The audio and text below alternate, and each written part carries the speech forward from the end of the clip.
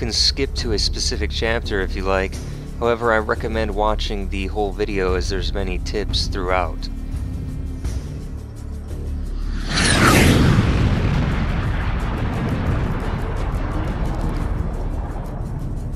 Okay, and just before we begin, I want to show you guys a better way to use to view your units with the interface.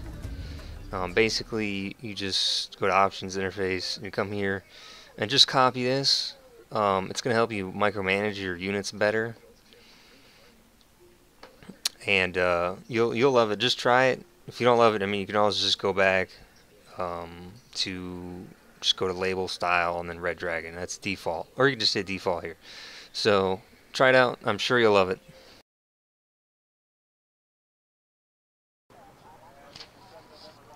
Chapter 1, Opening Moves.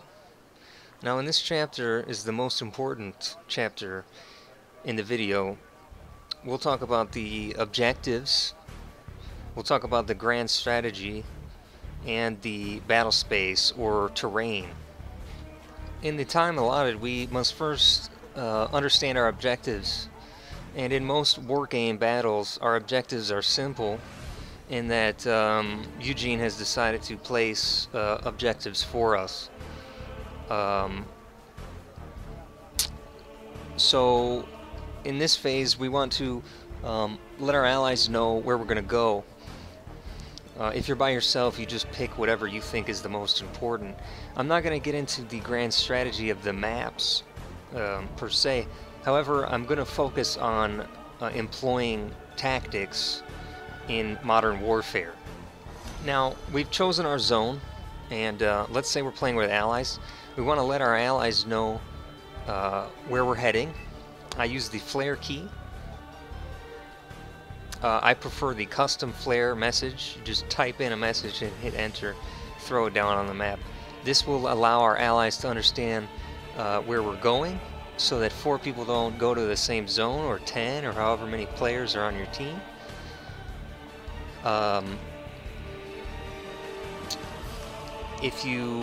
Now while we're talking about flares, I just want to quickly go over how to use these flares. They're very important. You have attack, defend, and help. It doesn't really matter. I mean, you know, if you just want to, it's like saying, hey, notice this area. That's the main point of a flare. One thing we want to do is not spam flares.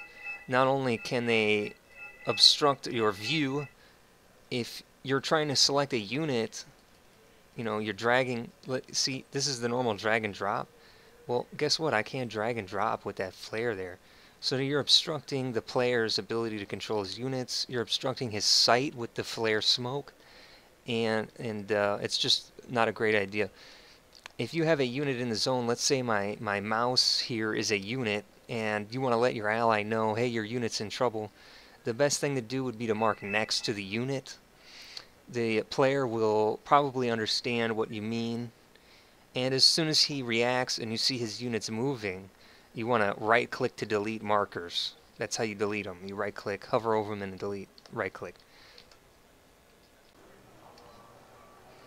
So we've chosen our zone. We've marked our position of intent for our allies to understand where we're going to go. The next thing we do is we assess our battle space. Not only the zone itself, but the outlying area. You have to look for dominating features. You have to look for elevation. You have to look for a lot of things. I probably won't go into the details as much of what the best terrains are, because we're going to be forced into these zones by the income. And just so you know, the number is how much income you'll receive every 4 seconds, divided amongst all the players playing. So when you see a 3 zone, you understand that it's not important as a 4 zone. Okay? So we assess our zone. We understand this zone here in particular is heavily wooded. The ranges are close, within a couple hundred meters in most situations. So we understand that a large tank is probably not going to be your best bet, because an infantry unit can flank easily in these wooded areas and kill the tank. Our best units in close areas are going to be quantity, because we're going to need to watch a lot of area, but we won't have the large views in a zone without a lot of cover. So we're going to need a lot of units. We don't want a lot of quality units per se, but we want a lot of units that can just keep an eye on things. So the infantry is going to be our best bet. For these close areas, we kind of maybe want lighter tanks, autocannons, infantry fighting vehicles, flamethrower infantry, things like this to just watch. As a sort of general rule in the deployment phase, you don't want to buy things you don't need. As we know, the intelligence and the terrain will dictate the units we need. So the lack of intelligence should prevent us from buying things we don't need. That would be aircraft, with a few exceptions. Maybe you want to buy a fighter. Maybe you want to napalm a road to deny the speed of the enemy's advance. Maybe you want to buy a Smirch or a Mars, and again, to delay the enemy's advance, you want to hit a road in your opening move. So those would be the few exceptions. Typically, though, you don't want to buy any of these things. And if you do want to buy a fighter, tell your friends in the chat, hey, I'm going to buy a fighter. That way, you know, both of you, 4 of you, or 10 of you don't all have fighters, which I've seen numerous times. So, communication, guys. Now, we've looked at what we need for a close, confined spot over here on the left, at a wood fight and tight quarters.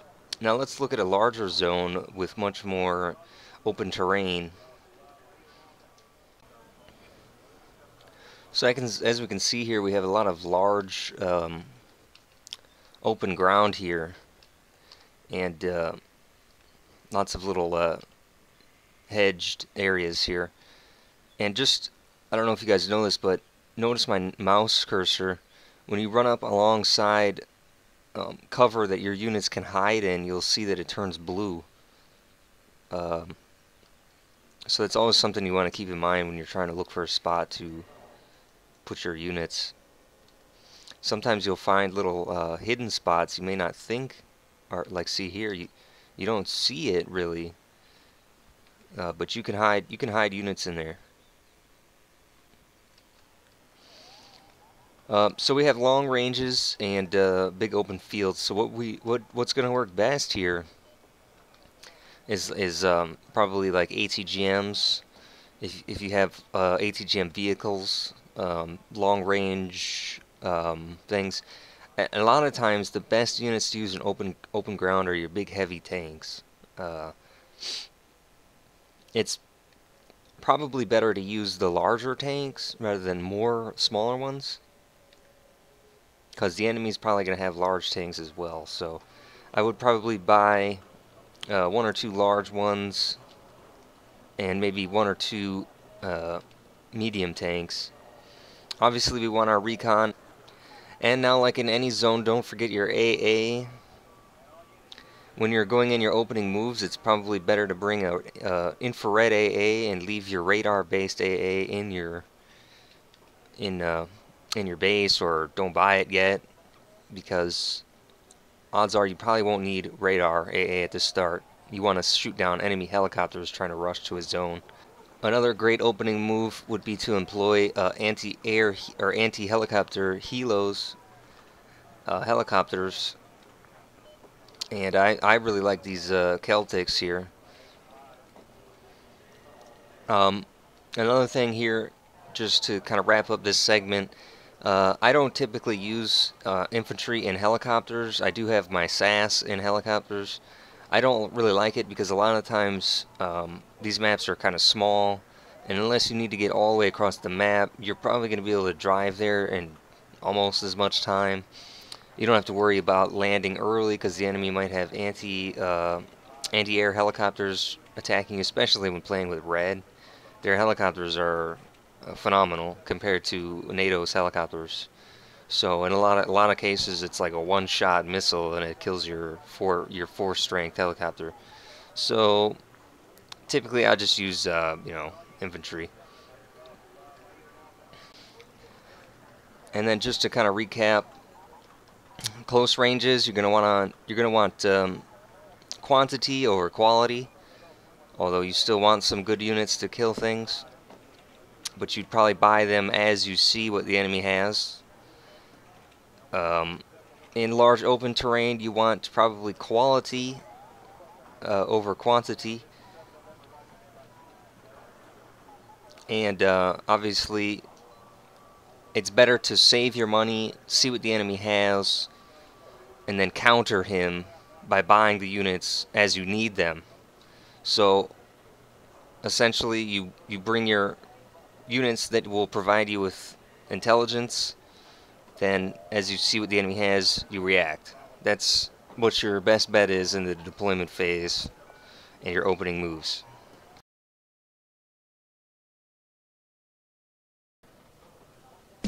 Okay, now Chapter 2. In order to master infantry combat, you must first be able to master the war chat. Okay, this is a very important part of Wargame. And in war chat, we type things that are stupid all the time, and nobody ever, moderates the chat. So that's what makes it so great. Thank you. Okay, and the real Chapter 2 begins. For this chapter, I don't want to really talk about what units to use. I'm sure there's other YouTube videos that will help you build decks.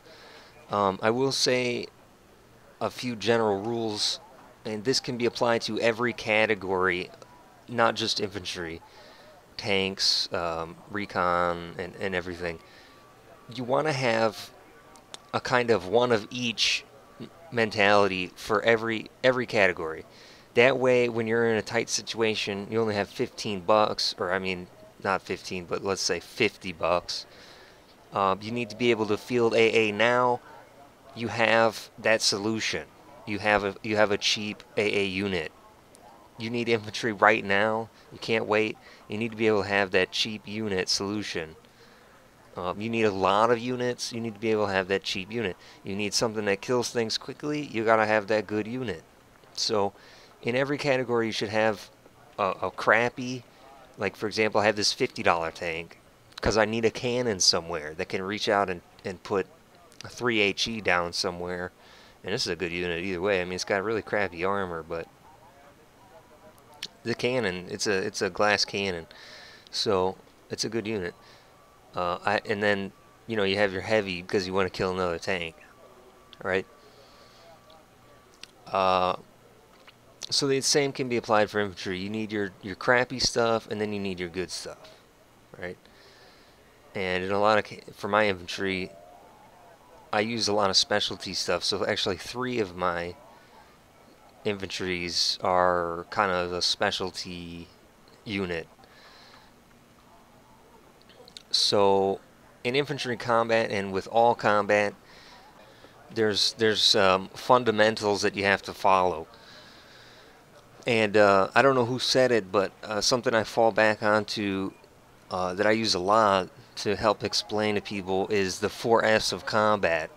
And that would be find, fix, flank, and finish. And so let me just quickly explain to you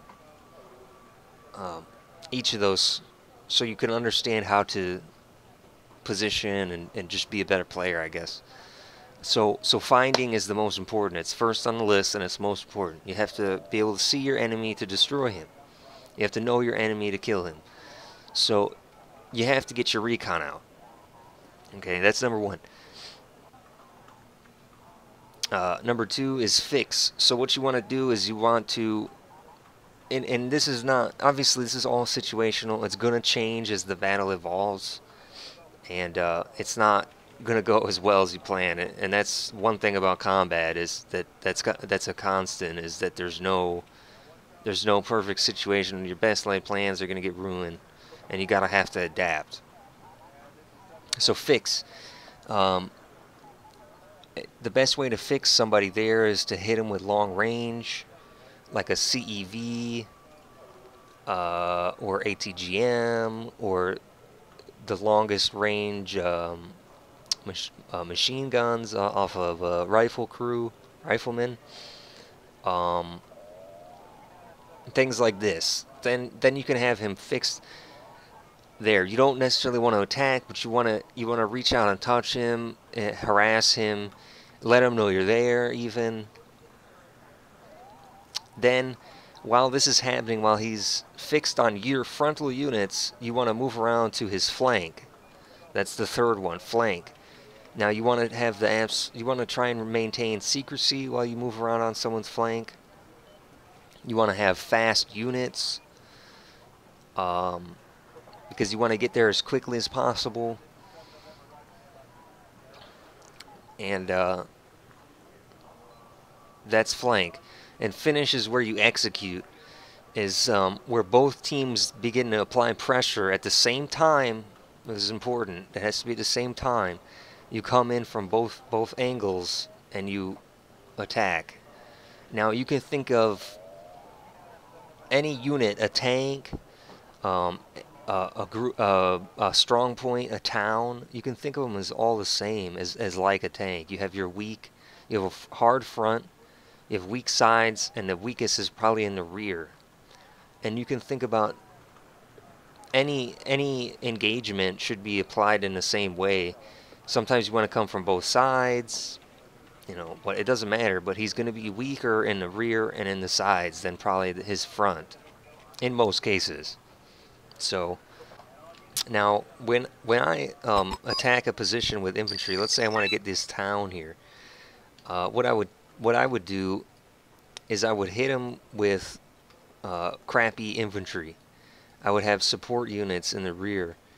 I would have units that can walk up while they're walking forward. If anybody wants to come to these frontal buildings, I'm going to be able to hit them.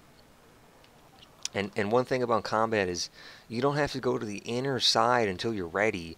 If you want, you can stop just outside the buildings or just in these frontal buildings. And that way you'll have, if anybody wants to come in between you or on your sides or whatever, you're going to have your support units to hit them. Now once I'm walking forward, I'm going to kind of fix them in place. And in this situation, I would use this area here to flank. Which means I would have to have, I'd have to have a clear avenue of approach too, so I'm going to have to have units here. And then lots of units to come in and flank.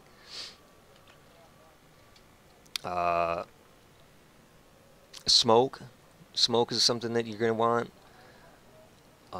As many times as you can use smoke, you're probably going to want to use it. It's fantastic to protect your flanks. I mean, you can make a smoke wall on each side and just walk right up the middle, and your flanks will be totally safe. The problem is you have to keep that smoke there. So that's going to take away from your micromanagement time, unless you have an ally who can help you. So I mean, like I said before though, like I would literally just walk these units across the open field. And if anybody starts shooting at them, well, guess what? I have a CEV that's going to hammer you if you come to these frontal units, or frontal buildings. And I love the CEV, guys. It's one of my favorite units in the game. It's a phenomenal. I mean, I've seen it take out 8 guys at a time sometimes. It's a 165 millimeter. It's like an artillery piece that fires without you microing it. So it's a great unit. And like I said, and sometimes, like I said, situationally, you may not need to flank. Don't get stuck in the idea that this is the only way to do it and there's no other way. Don't be afraid to try new things. And here's the most important part of attacking. Attacking is the hardest part in combat.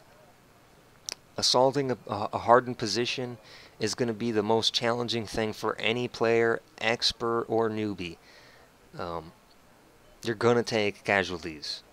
You just have to be ready to take heavy losses, and that's that. If you fail too many times, don't keep trying. Move around to go somewhere else. Attack a different place, because odds are they're probably going to bring in lots of reinforcements to that area, and it's just going to become harder and harder and harder to assault that position.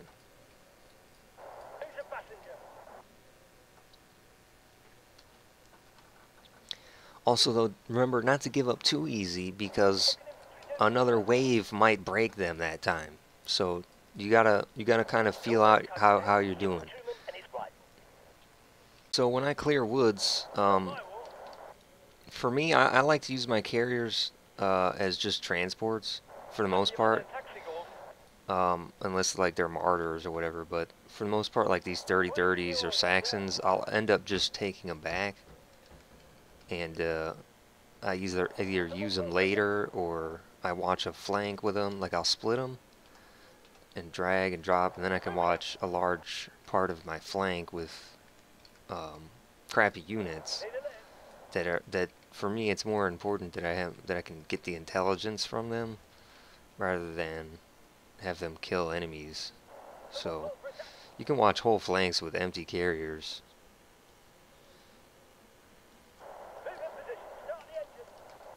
So when I start a attack through woods, I usually just send my cheaper stuff in the front, and then I send my good stuff behind him.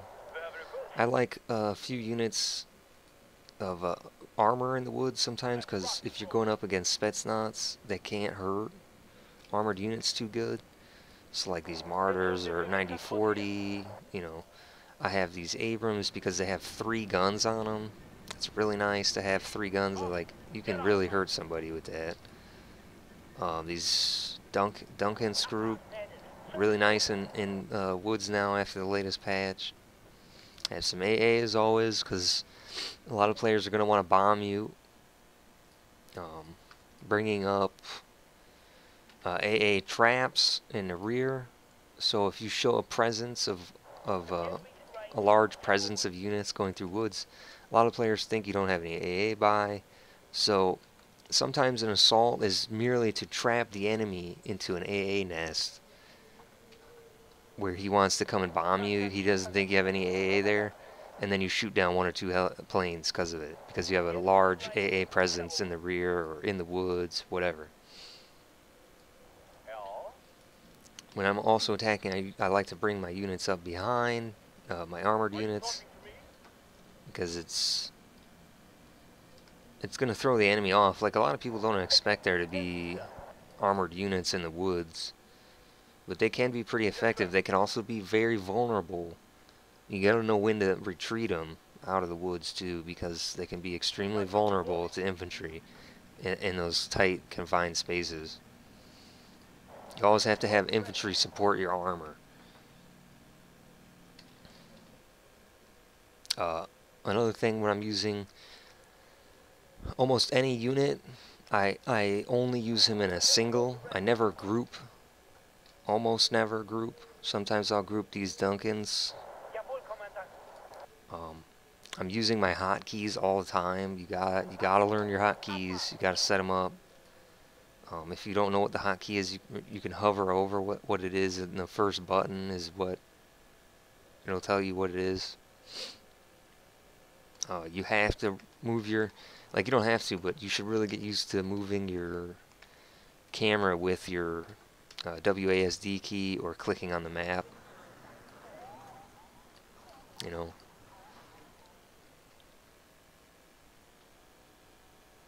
So that's basic infantry combat, clearing woods and stuff.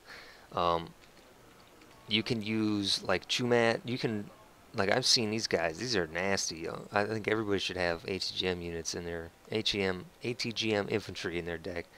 I can just walk these guys in the open field, and they're pretty potent.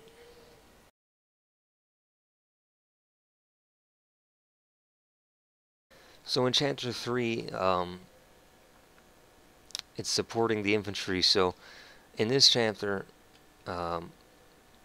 you must understand that everything is to support your infantry engagements. And we kind of talked about this in depth almost in the previous chapters, so I'm gonna move through this one kind of quickly. Whenever you have operations going, you need, you know, like I said earlier, every weapon system is there to support your infantry.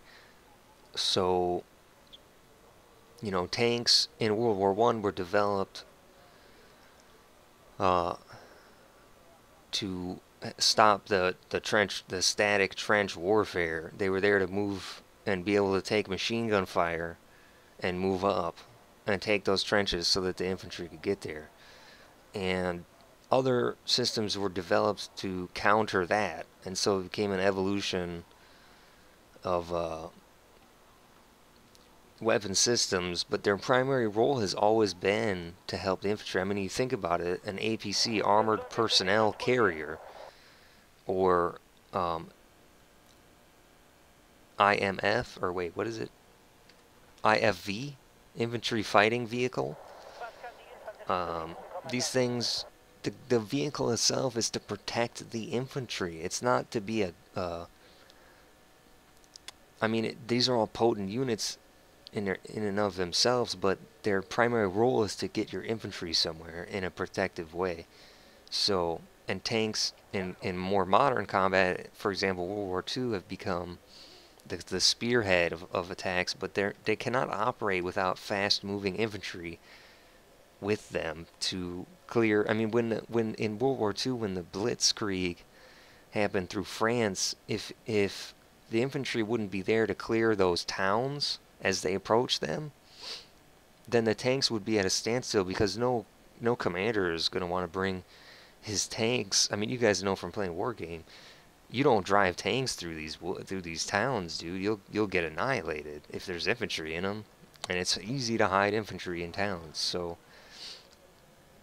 even in a spearhead attack of tanks, the infantry, it still comes back to the infantry, just underlining the point. So with artillery, you have a few different philosophies with artillery. You have precision, sniper philosophy, and you have area denial, and then you have like MLRS, mass bombardment. What I like, and this is your preference really, all these are pretty good, but what I like is an area denial, where, you know, we know the enemy's base is over here, and when you're trying to counter the enemy's artillery, with even the noobs are learning quickly, you fire your artillery and then you move right away. You do not hang around, because there are guys who are going to counter you quickly. So what I find that actually works better is either mass rocket artillery like LARs or BM-21s, to just stun and panic the enemy's artillery, denying him the use of it. Or what I like is the area denial, where I'll group like shift or control 3 is what I use for my artillery hotkey. So then I can just press, or what is it, shift? It's control, yeah, control 3 will set it, and then you can just press 3 wherever you are. So what I like to do is I bring it up, and then I click from left to right, and I can deny a whole area with a random artillery blast. So instead of and I have the game speed on very fast, so instead of the precision already, I can get random shots off, and we know the enemy's fobs are in here, so you might kill a fob doing this. If you did this all game, you know, with these cheap, what are these, like 55 bucks? $60? You know, you don't have to worry about losing these when you split them up like this. Now, this is a bad example, but normally you want to put like one here, one there, and you want to spread them out. So that way, if the enemy comes with counter fire, and for me, it's like a rotisserie chicken. I like to set it and forget it. So I don't want to be spending time doing this sniper philosophy where I'm microing artillery all game, and I neglect my front lines because I'm over here microing artillery. So you see how I'm spread out here? I like to just bombard an area in the base. You see these where all these shells landed? Now if you're over here and you want to fire artillery, you're going to be kind of concerned one of these random shells might fucking hit you. So I like that. And that's kind of a pro tip as well.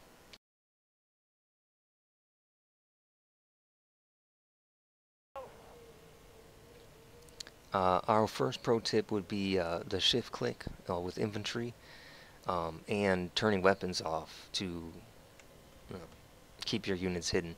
So, as you know, units that are pulsating in this, like this, they are hidden. Now, when I fire my gun, he's not hidden anymore in most cases. He's at danger of being exposed. So you want to keep your weapons off. And let's say I want to move down this line. A lot of, like, this might not be the perfect example, but a lot of the time he might leave cover to move down this line. So if you shift click a little bit each time, he'll do his best to stay in cover the whole time. Okay, for our next pro tip, let's say you have a unit that's nearly out of gas. We'll use this as an example. Obviously he's not, but this guy has a full tank, this guy doesn't, and this is also applied with ammunition. This guy has 35 of 42, this guy has 40. Let's say he's almost empty on everything. You can take these both units and group them, then split them again, and now the ammo and the fuel will be evenly distributed among the two. So you can quickly refuel a unit or whatever if you have some nearby. The same can be applied to the supply trucks. If you have one that's nearly empty and you don't want to go all the way home, but you need one to go here and one to go there, just group them and then split them again, and they'll be evenly divided among the two. Now, as much as we'd wish that this could be applied to health, it's not applied to health. It's only applied to the ammo and the fuel of a unit. Our next thing is edge of woods placement. Now, a lot of times when people want to put units at the edge of the woods, they can't get them. The guy doesn't want to go all the way there because they click here, and he doesn't want to get to the very edge. You see, there's still maybe 15, 20 feet here or more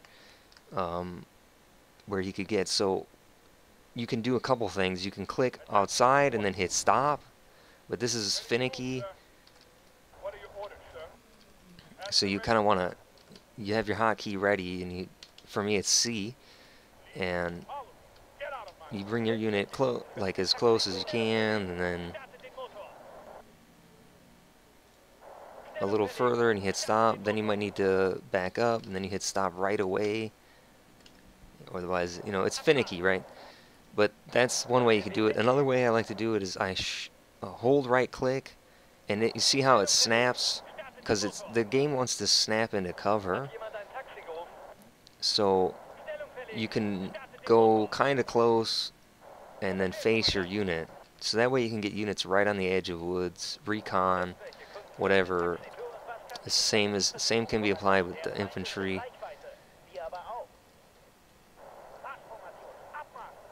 You can get them pretty damn close to the edge, you know, without too much hassle. I like to hold right click better than hitting stop, but both can be used. Okay, I had to change decks for these next couple pro tips. First one is going to be the stopping of a unit's firing. For example, like the GR7 Harrier, the Nighthawk, a few other units, they have 2 bombs, but you can use both bombs separately. Now, it takes a little skill, but if you do one and then you turn the weapon off before he does his second bomb, right? I don't know why that didn't explode, but I've seen it happen before. It's a bug. So if you ever see that with artillery, that's a bug. The explosion doesn't happen and there's no damage to units. Stop your arty and reset. It's a common bug. It's not that common actually, but it can happen. So now you can use this Nighthawk for his second bombing. You can fire the POS, fire position, which I actually like better than trying to shoot a unit. Although these Nighthawk bombs, they're precision guided munition, so you could those bombs will follow the target if you right click on it. Okay, so here we go. Now to do this, you turn it on, then you turn it off real quick. Don't even, just on off. Don't even let him dial up his little aiming circle. Just on off, boom, and he'll fire his round out. So you can, I mean, this thing from empty cost, I think it was like 6,300 supply. That's, you know, that's quite a bit of supply on these Hellfire missiles. So saving each round can be very cool. I would always fire 2 rounds on a tank, because if both hit, you're gonna kill a tank. Let's see if we can do this again on this other command unit. Another pro tip here is, if you want to check the range of something, just take one of your units nearby and just highlight the unit. Your gun might not be able, don't click. Your gun might not be able to shoot it at the range, but it'll still show the range to the unit. So we're within range of our missile. Let's go ahead and try this. Remember, just on and then off. As quick as you can do it. And he'll shoot the single round. Our next pro tip here, by default, helicopters go down to a just above ground level. So if you're using a recon unit, you want to change his altitude to bring him up. He can see further, he can see over obstacles that way. But then you run into the problem though, is the enemy can see you, and if you're like me, you hate arty sniping of helicopters. I cannot stand it. It's so cheap, but it's in the game, unfortunately, and so we have to deal with it. One way to deal with it is to do our shift click to set waypoints, and I will shift click back and forth with my recon helicopters. That will also keep him raised up in the air to see further, and it'll also keep him moving, so the enemy is going to have to and you can just shift click. I think it's like, I don't know what the limit is, but man, you can shift click so many times. Now this way you can set a unit, you can forget it, and you know that he will, for a long time, he's gonna move around and protect himself and provide you that critical recon. And for my helicopters, I like to group them as one, so that way I can just grab them real quick. Another thing with helicopters is they're defensive. That the helicopters are not offensive, and if you want to use offense with a helicopter, there's a couple things you do. You can walk forward. Cheap helicopters like these little birds, you walk them forward, and what I mean by that is you, instead of hustling to get somewhere, you just click a little bit in front of you. That way, if AA is here and his max range is right where the helicopter is, he's going to shoot one time, and you're at his max range already. You're not 400, 500, 1,000 meters within his firing range, and then it's incredibly hard to escape. So if he misses his first round, you're already at his max range. You can easily get out. So when you go forward, you just click a little bit ahead of you. It's called walking forward. That's what I call it. I don't know what it's called in real life, but that way you're always at your max range of the enemy's counter, or close to it. And again, a helicopter is not, for me, I don't typically use helicopters as offensive weapons. They're for when the enemy comes and he overextends his anti-air.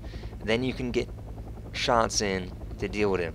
But another thing, if you don't have time to micro and you just need to check if there's AA, take one of these cheap $30 helicopters and screen for your longbow. So then you can come in, nothing shooting at my longbow, you know, up until your longbow is safe, and then you can get back. You can, you know, as soon as you see your little bird go down, and this would be about the range you'd want to screen at. As soon as you see your little bird go down, then you can pull your expensive $150 helicopter out before the enemy can shoot you.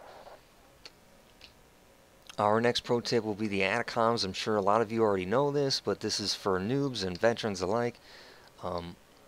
This is 20 AP. It's, and you know, anything this will come up against, it will kill in one shot from the top armor. So instead of, now it's so precise, instead of, a lot of noobs will just fire both rounds. They don't understand. You fire one round and then you hit your stop key, and you can conserve your second round. Wow, I didn't realize it was 610 millimeters. That's probably why this thing is like, I mean, look at this missile. If I can show it to you here, I guess that's as good as we're gonna get. Look at how big that thing is. And I love that this game actually, you know, you can see these missiles in air and stuff. That's so cool. Anyways, there's that. Alright, for our next pro tip, this one is, it's a little, I mean, it's like, I'm pretty sure we confirmed it, me and a couple friends, but I don't know which units exactly follow this principle. Now, at some point, Eugene Systems decided that artillery was a little too powerful, and they decided to nerf it. And what they did a secret nerf, and there's a lot of secret nerfs in this game. Some units, as you probably know, can get slapped around more. They can take more of a beating than other units, and they don't, on paper, they don't say that. Like, you just have to know with experience which units are better than the others. And they might, statistically speaking, they may be the same on paper, but one of those two units will take more of a beating than the other one. But here's something else. There's a secret nerf for artillery, and it's mostly mortars, but we confirmed it too with select artillery pieces. Now, what Eugene did to nerf the unit was they made the first rounds of artillery. They are the ones that do the damage, and then there's a cooldown. So every other round, and this is especially true with mortars, every other round will not do damage to a unit. So if one of these 4 rounds hits an infantry unit, only that first round will do the damage. These other 3 rounds, if they even directly hit the same unit, will not do damage because there's a cooldown on how before that next unit can take the damage. Because if all 4 rounds, you'd have a killed piece of infantry. So I don't know how long it is. We didn't determine that. It may be 1 second. All right. So that's why it's more important for mortars. But we do know that there's a cooldown before the next round of artillery will do damage. So it might be first round, then 1, 2, 3 on a mortar will not do any damage, and then the 4th round will do damage again. So that's something to keep in mind with artillery. It's a pro tip. I don't know if I explained this, but you never want to group helicopters because HE rounds, it's a splash damage. And it will damage both helicopters if they're grouped. That's why I don't really group any units, as I said before. I know these are grouped, but that's just the video. Because if a tank round comes and hits the one while they're grouped, you're gonna get because they're so close in proximity, you're gonna get maybe a panicked unit here as well, or worried or whatever. So I like to group them up, and then I like to spread them out. It's always spread out. I mean, one grenade or one artillery round could hurt you pretty bad, and grouping units is just it's a bad idea. That's pretty much gonna wrap it up. I'll give you guys a couple starter decks that I think would be great for beginners or veterans alike to kind of set up all your other decks. And for me, I like organization, so I actually I put an alphabetized decks because they get randomly placed for some reason. So like all my NATO decks will be A and then a number for, you know, what it is. So like if I have 4 of these, it's 1, 2, and that way when I'm picking my deck in the screen, we know. Oh, let me show you this. This is another pro tip too. Sometimes when you're picking your deck and someone joins and you're down here, it'll just pop up to the top. It's a known bug. We've tried to get it fixed, but they won't fix it.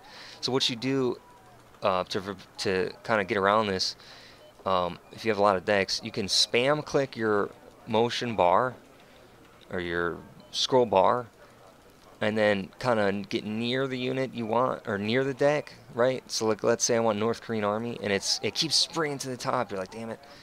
You just keep spam clicking it, then you want to bring your thing near, and then you just get it. You just gotta get it, you know? Alright, so there's that.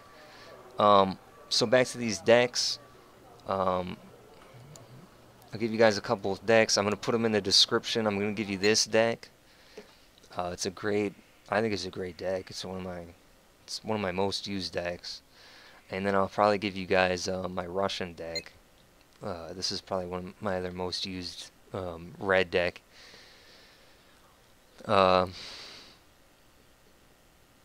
Yeah, so thanks for watching. If you could just smash that like key, you know, smash it as much as you can.